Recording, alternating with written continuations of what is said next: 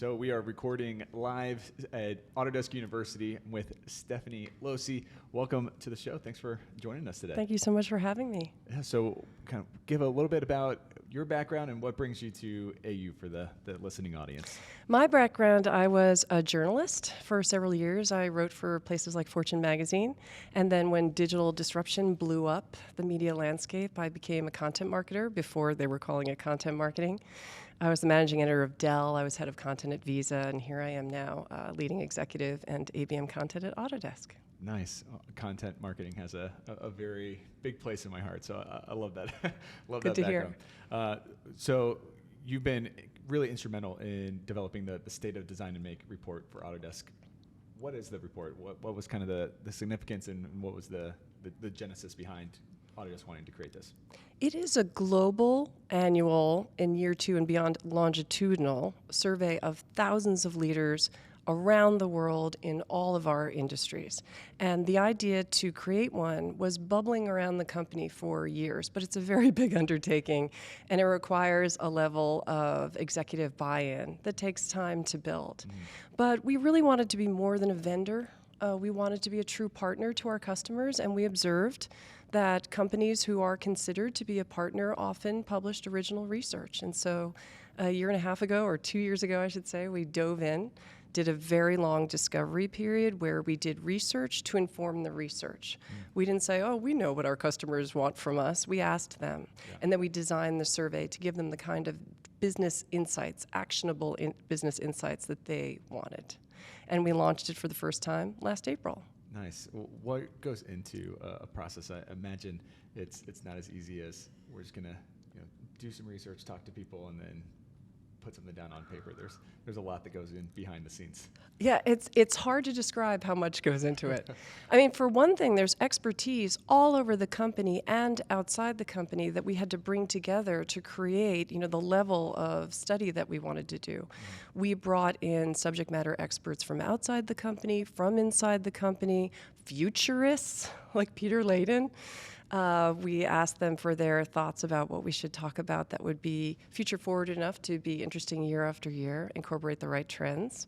And then it's the work of so many hands. Everybody says the thing about how it takes a village. It absolutely took a village. I can't even tell you how many teams were involved in the financing. They had to combine their budgets and the creation, the decision making for this report. And then that doesn't even take into account the go-to-market, which touched every motion in our entire company globally. Any big learning curve or learning experience on the process side? We'll get into all the great details of the report, but anything on the process side? Yeah, the process side, God, there's so many. I have to pick one. I think that I didn't realize the strength of our teams until they started to do this work. We did partner with an outside firm in year 1. And my guess was that we would need their help, their scaffolding, for about 3 years. That's what I was thinking when I was factoring into our budget. But partway through year 1, I found that our team knew enough that they could do this without that kind of partnership going forward. And I guess it makes sense because nobody knows our customers like we do. Nobody knows our industries like we do. It's hard to come in from the outside and support us. Yeah. We end up educating more than being supported in the end, so yeah. For sure. Do you think that as the process went along, the vision of the report kind of caught fire within Autodesk too, which brought more people into and kind of raised everybody's awareness and excitement to get involved in it? Absolutely. When you are the team that's most involved with a project that hasn't yet existed, it makes great sense to you. You're picturing it, you're all over it. But, it's hard to get other teams excited or even to get them to understand the concept of something they've never seen before. Sure. So, it's like as each team became more and more involved, they started to share the vision, understand what we were trying to do. But it's going to be so much easier in year 2 to say, we're doing this again, because now they understand how it helped them to achieve their goals and how it facilitated conversations with customers that they've always wanted to have and they haven't been able to have before. Yeah, so it was a learning process for all of us. Yeah, I bet. Oh, and now there's a concrete thing that you can actually wrap your hands around and flip through pages on it. There's so much great detail in the report. I mean, it's extensive. Oh my God. One of the fun facts about it was that one of our named accounts leads was talking to an executive and gave the executive the book. The executive kicks back, actually leans back, and is flipping through the book. And his first question is, will you keep the same form factor next year so that I can line them up on my shelf? I like it. Yeah, sustainability-wise, I was thinking, maybe we don't publish any physical books in year one, but they've been such a hit, so we're putting in more white and less black in year two, so at least we won't spill so much ink. There you go. I like it. So let's start getting into some of the findings. Anything stand out that was surprising to you that you weren't really expecting that came back in the results? Yes, the demonstrable ROI of digital transformation it was much more powerful than I thought. And I think I thought that because, for years you're sort of twisting people's arms and saying, really, really, if you transform your business, these things will happen. But what I didn't take into account was COVID. So at the time we fielded this survey, they were emerging from COVID, and they just had this big proof point of what all these investments were getting them. And so we found that the companies who reported themselves to be the most digitally mature found that they were the most prepared for uncertainty and events like COVID. They reported the highest performance of any of the respondents, and they then said that they plan to make even more investments in the next 3 years in even more areas. So I'd say that was the key finding of the research. Yeah, I think it's interesting too with COVID happening at that time. There was so much hype, if you will, on digital transformation for so long that I think people start kind of tuning it out. But then I think you're right. When the rubber hit the road and COVID happened and everybody had to adopt digital transformation, I think everybody was really pleasantly surprised that the hype wasn't just hype. There was a ton of reality behind it. Yeah, I mean, you could not have seen that coming. And that led to another of the findings that just rocked me, which is that one of the stats is that leaders felt that there was more change in the workforce in the last 3 years than in the previous quarter century. Wow. Which is a crazy statistic. That is insane. Yeah. That is saying that 3 years of change wrought by COVID amounted to more than the advent of the internet, email, cloud computing, smartphones. I mean, that's not really possible. Yeah. But it was very accelerated.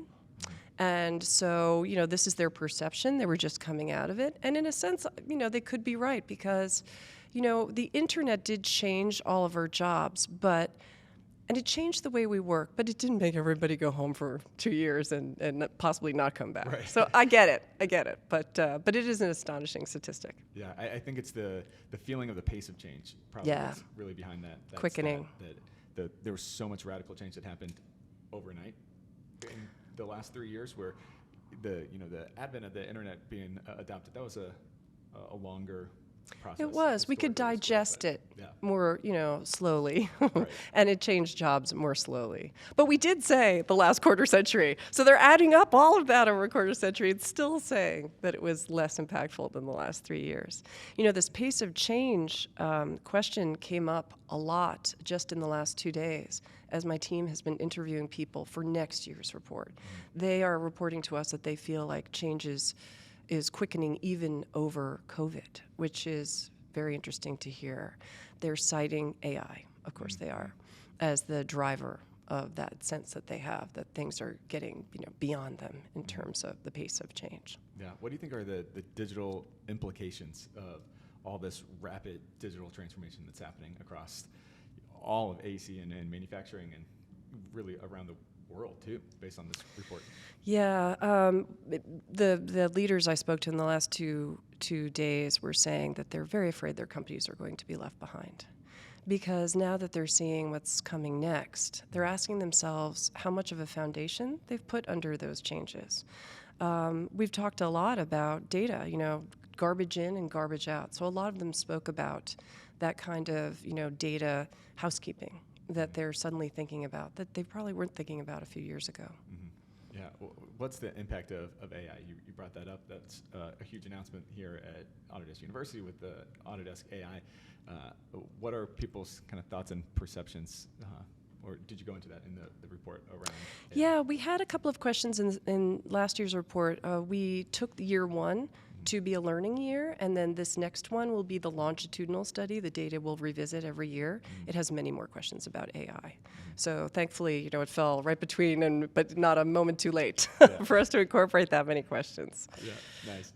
From the conversations, do you feel that people are seeing AI as that opportunity there, or is there still that threat looming? Yeah, without teasing next year's report too much, I can tell you that trust in AI is, to my mind, surprisingly high.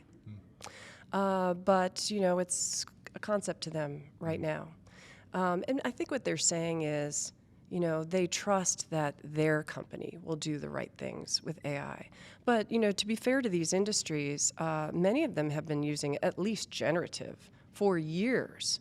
And finding that it's saving a lot of cycles and it's generating, different designs that they can make more sustainable and use, this material over that material. And they've been using it for a while. Maybe they're also starting to recognize that although this fast pace suddenly is new, AI itself has been a component of their work for a while. It's been a component of Autodesk software for 2 decades. Yeah, I think that's a great point. That it feels, it's kind of like the last 3 years of the digital transformation. It feels like it's been really fast and a lot has changed. But when you kind of peel back the onion, there's the foundation has been set for a while, and people have adopted more than what they think that they have. So that comfortability factor, hopefully, is there, just like it was when COVID happened and everybody went home. They had that, they were able to shift over quickly. Yeah, and everybody says the same thing about AI, concerns about it taking jobs. But then in the next breath, everyone I've spoken to says, come on. What's going to happen is it's going to be a tool for your job. Right. So maybe someone who uses that tool could take your job. So it's on all of us to catch up or get ahead or learn these tools so that they can help us to reduce the number of thankless chores, and we can spend our time on things that are more strategic. Yeah, that was another finding that came up in the report as well too on the labor side of things. Obviously, we're going through a really tight labor market, and there's a huge shortage, especially with construction, on finding the right talent to come in. What were some kind of key findings that stood out to you on the labor front? First of all, in last year's report, talent was the top challenge across all the industries, construction among them. And this year, I'm not seeing it being too different. There's another one that I won't tell you yet. You're going to have to wait till April. That is rising to equal it, but talent remains an enormous challenge. Many companies reported that they are hiring people who do not have the skills that they need. They're then attempting to train or upskill them. They're talking a lot about the training programs that they're standing up. Some are using ours and in-house programs, but those are often less mature than they would like. They don't find that they have good metrics for them for success, and they're struggling. Everyone is. So there's also generational problems that they're citing, skills that people were not interested in. I heard a lot about construction, data jobs in construction, the drain to tech sector. They spoke about it again, but they are optimistic. They really do feel that with the advent of AI or the acceleration in AI, that more people will be drawn to the industry as it's evolving that way. I think they're right. Yeah, I'm more than agree with that. I think construction specifically, one of the interesting kind of dynamics at play is that a lot of the jobs that are going to be, 2-3 years even, we don't know what those titles are. We don't know what they are. They don't exist in this current form in the industry yet. So to me, that's a really exciting opportunity and change. I love change. I'm not afraid by that, but I see that as a cool possibility that can come out there. You hear when you're talking to people, they're just picking it up on their own. That's what I'm hearing. There are no training programs, right? Yeah, So I'll self-starters. I'll be around a room and people will be talking about all the tools that they've been trying out and the queries that they send and how they would talk back to Claude and say, why did you do that with my data set? And then, of course, Claude will answer. But they have all these tools. And I did hear a number of responses yesterday and the day before from leaders who were saying that they have their own instance for security's sake. Autodesk does too, by the way, GBT. Yeah, nice. So one of the other big pillars of the report that I took away was on the sustainability side. I'm going to quote some stats so I get it right, because there were some good stats.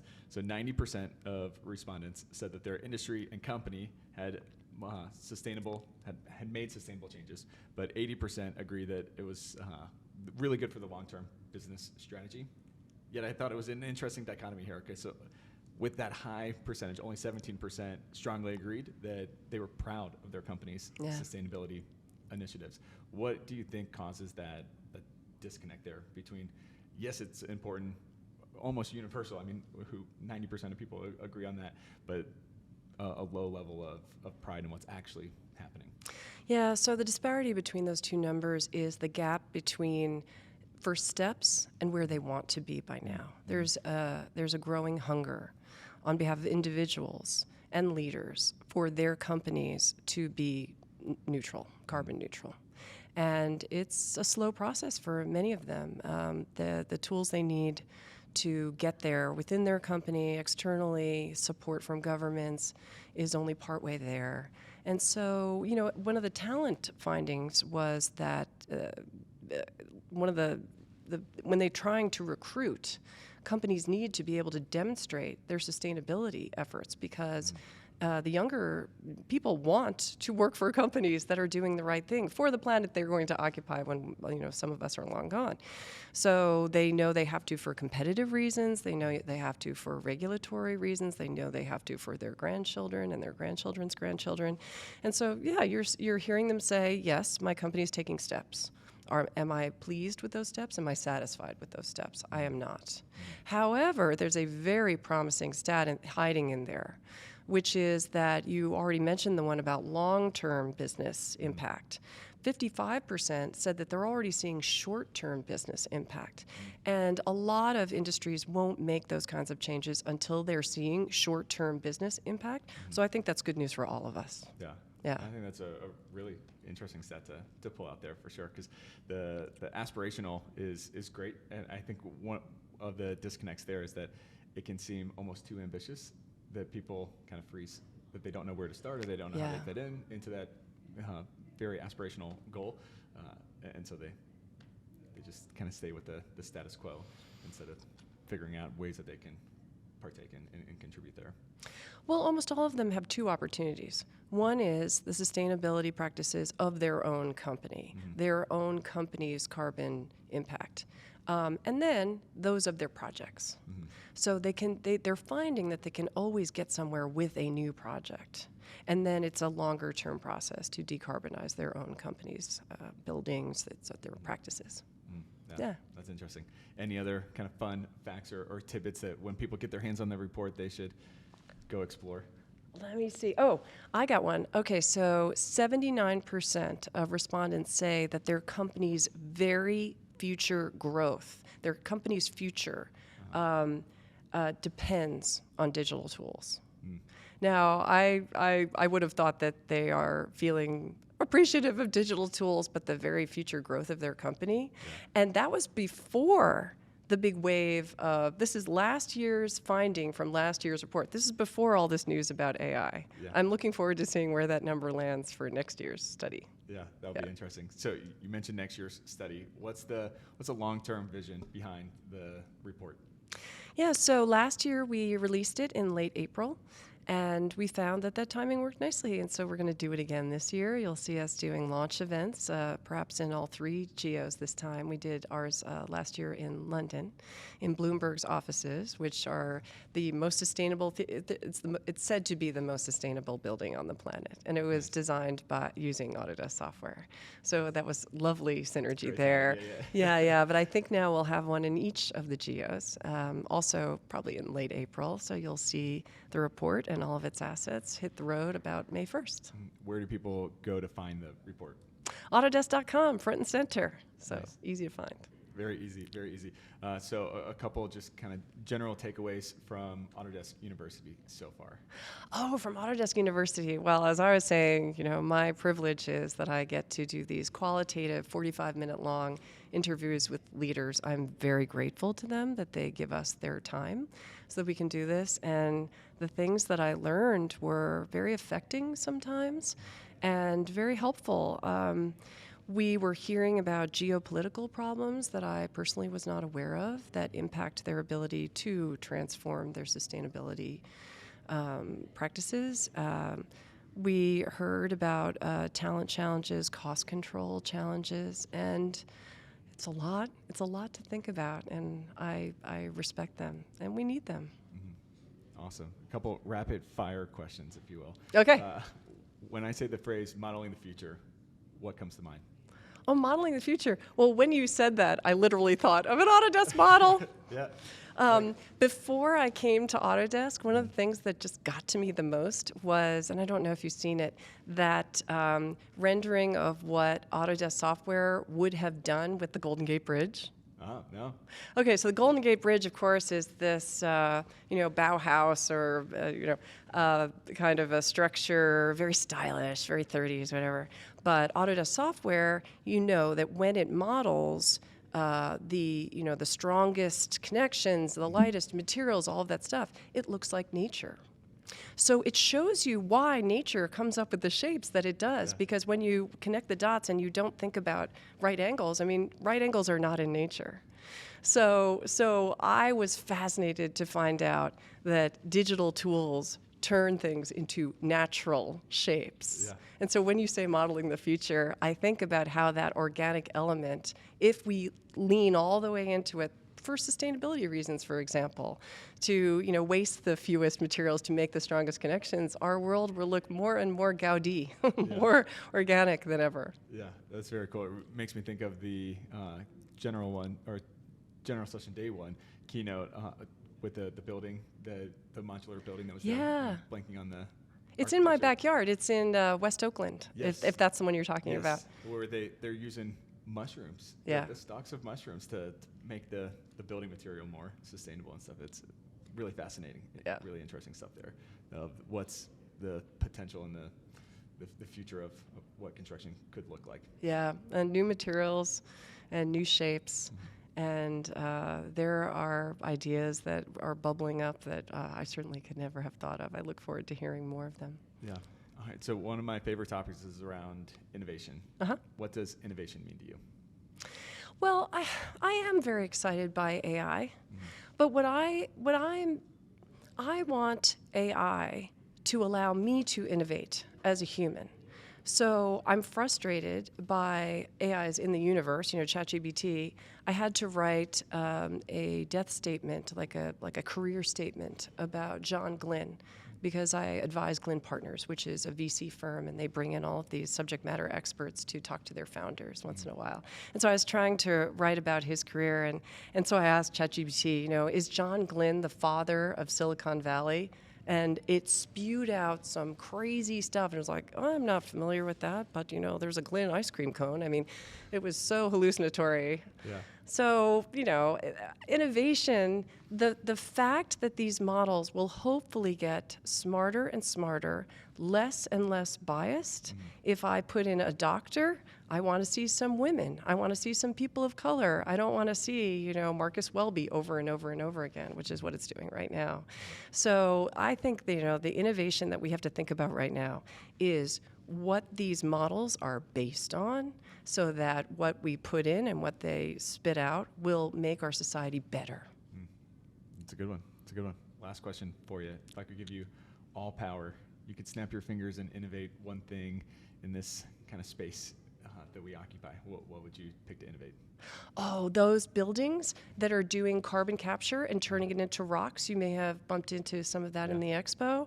I would fund so many of them, and in space. And I would roll back carbon so that we would make our goal to come in under 1.5 degrees of global warming, and climate change would reverse. I like it. I like it that you may have one of the most aspirational visions. I ask that question to everybody. That's a great one. Very nice. Well, Stephanie, thanks so much for taking the time. And Thank you for talking with having us. me. It's been great.